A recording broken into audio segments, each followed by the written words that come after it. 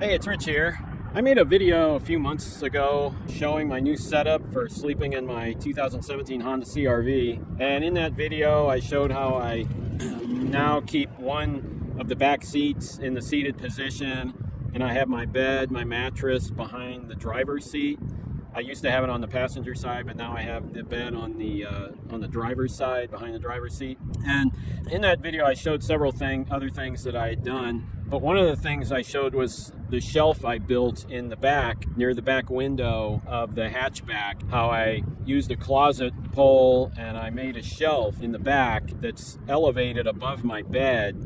And the reason for the shelf is so at night I can put a lot of stuff up there, pile a lot of stuff up on the shelf so I can get it out of the way of my bed so I can have my bed cleared of stuff. And I showed the shelf, and it really wasn't finished yet because I used just a long rope as sort of a netting for the shelf. And I talked about how I really wanted to get like some mesh netting for the shelf to make the shelf so that I could see through it. That's one of the things I mentioned, that I really wanted to be able to see through the shelf. So some sort of mesh or netting is what I was looking for, and I hadn't really finished it. But I really liked the shelf. It was really handy because there's just so much stuff when you're sleeping in a car and you just have so many things in a small space, and so the shelf just helps a lot to throw things up there at night. Anyway, like I said, that was a few months ago. And so I thought a lot about it, and I've put a lot of effort in, and I finally finished the shelf. I made it a lot better, and so that's what I'm going to show you now is the finished shelf. And so let's go over here and I'll show you. And so there it is. There's my completed shelf. And maybe you'll notice the first thing is that I broke my own rule and you cannot see through the shelf. Basically, this is a piece of plywood. It's 11/32 inches thick. I thought a lot about what to use. Like I said, I thought about using a mesh between these two poles. That's the closet pole that holds the front, and then this is another dowel rod that I cut to fit into these notches on the side. That was kind of a lot of work to make those ends of the dowel rod to fit into those notches tightly. And so in my other video, I just had rope between these two poles as the shelf, but I really wanted to extend it farther back. I said in my other video how I really wanted to make the shelf go even farther back because there's actually quite a bit of space back here when you shut the hatch, such that the shelf could come farther back. So that was the thing that I really wanted, was just a bigger shelf, and I couldn't do that with a mesh. I thought a lot about a closet, those white wire closet shelves. Thought a lot about that. I was really close to trying to make something like that work, but the problem with those is they're only 12 inches wide or 16 inches wide. I did manage to find a wire closet shelf that was 20 inches wide, which was pretty good. I thought a lot about that, but what I have here with this plywood is 24 inches. 20 inches wouldn't have brought it as far back, and I just wanted it to be bigger. And so what this is, it started out as, I found it at Home Depot. It's 11/32 inches thick, it's 4 feet long and 24 inches wide. And so that was really perfect for this setup because the front of the shelf is the full 4 feet, 48 inches wide. But then, so all I had to do was cut off as the back gets narrower as it comes back here. I just had to cut these pieces off, and that's really all I did on the sides, just cut it to fit the side. It remains about 48 inches up to about right here, and then just slowly slopes in and then curves around. I made just a couple of easy cuts and then sanded it round. It was pretty easy to sand round. It's not very thick, so I didn't do a very good job here. You can see the wood's pretty chewed up. But I was in a hurry to get it done, and it's a little bit hard to work with, but it didn't take long. And so there it is. That's the completed shelf. Like I said, I can't see through it, which is something I wanted, but the more I thought about it, it's not a big deal. I mean, when you're standing here, you can see stuff under there here. I was thinking I don't want to always be bending over to look into what's stored up there, but the shelf is actually pretty high up, so you really don't. I mean, you can just stand here and see everything without like bending over to look under there. So the more I thought about it, I thought, well, seeing through it's not a big deal at all. And so I went with the plywood. The 4-foot long by 24-inch wide plywood, it was only $20. You know, that wasn't bad. Anything else was going to end up costing me a lot more. You're probably noticing all of these rings I have here all over the place. Those are keychain rings that I'm going to use to connect bungee cords to. I'll explain that in a minute. So there it is. Like I said, there's this front support is just a standard closet pole that I cut to fit in the notches that are used for the cargo cover back here. By the way, somebody asked me in the comments of my other video if I could just use the cargo cover as the shelf.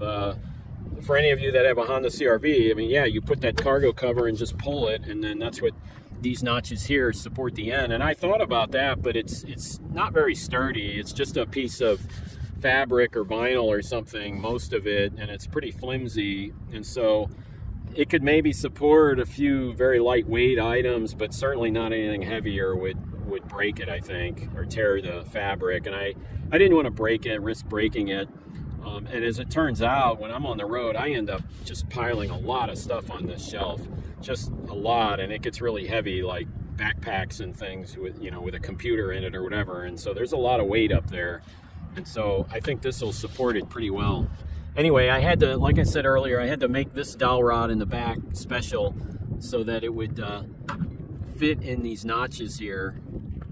And that takes a while I mostly sanded it, cut it the exact length, and then sanded those down so it would fit in there. Because it's meant to go in and then come out, it's important that these two dowel rods are squeezed together. That's what keeps this in here, is that they have to be constantly squeezing together. The cargo cover has a spring-loaded system where the spring holds this part in the notch. So that's what these ropes are for, that they're tied tight to hold these two poles together.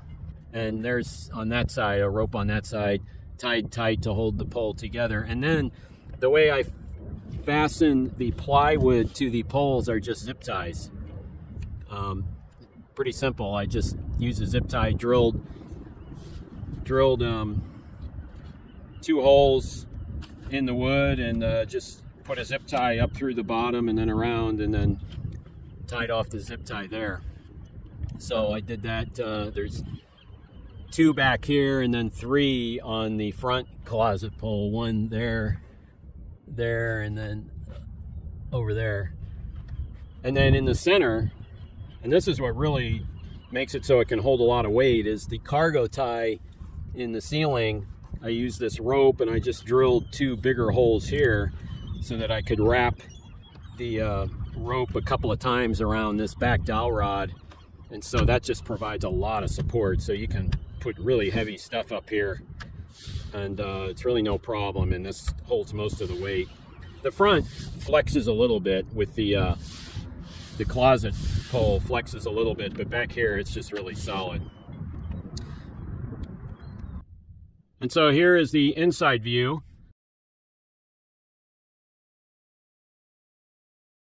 Like I say, I leave this seat in this sitting position, and then this is my mattress here for sleeping. And so my legs, I sleep with my legs back there under the shelf, and you can see the shelf here. And so at night, it's just so convenient to just pile lots of stuff up there, and then I have all my leg room for sleeping. And like I said, the shelf, when you shut the back hatch, there's actually quite a bit of distance, and there still is. I showed that in my other video where there was a lot of space between the back dowel rod and the window, and so I wanted to extend the shelf farther back. And frankly, that was another thing I thought about. I could go another 3-4 inches with this shelf. Of course, I'd have to cut it so it doesn't hit over here when the hatch closes, but still, once you get about here over, I could extend it another at least 2 inches, and probably 3 or 4 inches. But and I thought about doing that, but this piece of plywood I found for $20 was only 24 inches wide, and that was pretty good. And I would have had to buy a really bigger piece and then cut it down. And as it was, this plywood at 4 feet by 2 feet I didn't even need to cut much, just the edges, and it worked pretty well. It was pretty easy to do. And here's the zip ties I used up here. And then finally, you probably noticed all these rings all over the place. That was like at the last minute I thought to do that. Basically what they are is they're just keychain rings. And at the last minute I thought, well, this shelf is so smooth that things are going to kind of slide around. For one, I don't plan on putting much up there when I'm driving, because I'm a little concerned if I have to stop, hit the brakes fast, things are going to really, they're already elevated up there high and they're going to fly off, and I'm concerned about that. So I don't plan to put much up there when I'm driving. The other problem is it blocks the back window. If you pile stuff up there, then you can't see out the rear view mirror. You can't see out the back of the car because the window's blocked. So I also don't like to pile stuff up there when I'm driving for that reason as well. But on the sides, I am going to keep like light things that if they fly off, won't really matter. Like for one, maybe extra blankets, I can pile. That's what's nice about the shelf, like putting blankets up here, or an extra jacket, or even I have a sleeping bag. When it's rolled up, I might put that up there. But then that stuff would tend to slide around, and so I wanted something I could use bungee cords to sort of secure things, tie it down to the shelf. And that was one of the things I was really going to like about the wire closet shelf, was I could use bungee cords and just hook it around the shelving wires. And then I thought, well, with the plywood, I'm not going to have anything with that. And so at the last minute, I realized, I was looking at my keychain. I thought, well, I'll just put a keychain ring. When I put the zip tie through, I'm just going to put a ring on there, and then that provides something I can hook a bungee cord to. And I'll just put it where each zip tie is, and then I can bungee stuff up here and secure it. And I also have one of those, I think they're called like a motorcycle cargo net. And so I could hook the four corners of that, one here, and one here, and one here, or over there, and sort of just hold some extra blankets or jackets or towels or stuff like that I can keep up there. That really, it'll be secure, and it's not like heavy and solid, so that if it falls off while I'm driving, it won't be a big deal. And so I found these. I had a couple of keychain rings, and I started searching around for more, and I found these. It was like a pack of 28 of them at that arts and crafts store, Michael's. They're only $4 for like a pack of 28, so I kind of went crazy putting a bunch of them in there. I think they'll come in handy. I do plan to use like bungee and the motorcycle cargo net to sort of secure things up here. So I'm glad I did that at the last minute. Anyway, there it is. There's my new shelf. I'm really excited about it because I had that other version that was frankly smaller.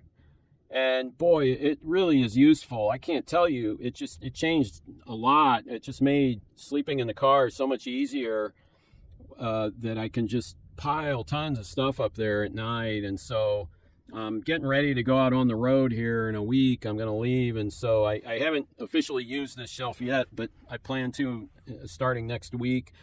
One thing, I said it's finished. I guess it's not really finished. I would have liked to paint it. I just ran out of time because I got to leave in a week, and I wanted to get it done so I can use it. And but I would like to eventually paint it, probably maybe just gray to match the rest of the interior of my car. I think that would look pretty nice. Other than that, it's done. I'm looking forward to trying it out. So it's a couple weeks later now, or maybe a week and a half later. I'm out on my road trip. I just spent the first night in my car. And so here is my new shelf in use. It's packed full of stuff. I'm just waking up here this morning, and as you can see, I have a lot of stuff up on the shelf. On the right, that's a duffel bag, pretty heavy duffel bag. You can see an extra blanket. On the left side, a sleeping bag, and then some coats, and then under the jackets and stuff, there's even an oversized backpack that weighs a lot. So that's why I wanted a sturdy shelf. I really put a lot of stuff up there at night. It's pretty heavy, supporting a lot of weight.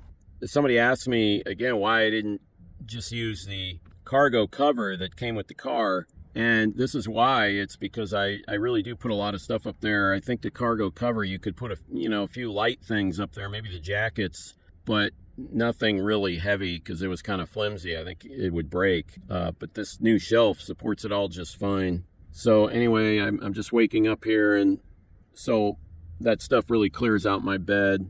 I'm able to sleep and put stuff up there. Really worked out great. So that was the first night. I'm pretty excited about it. Worked really well.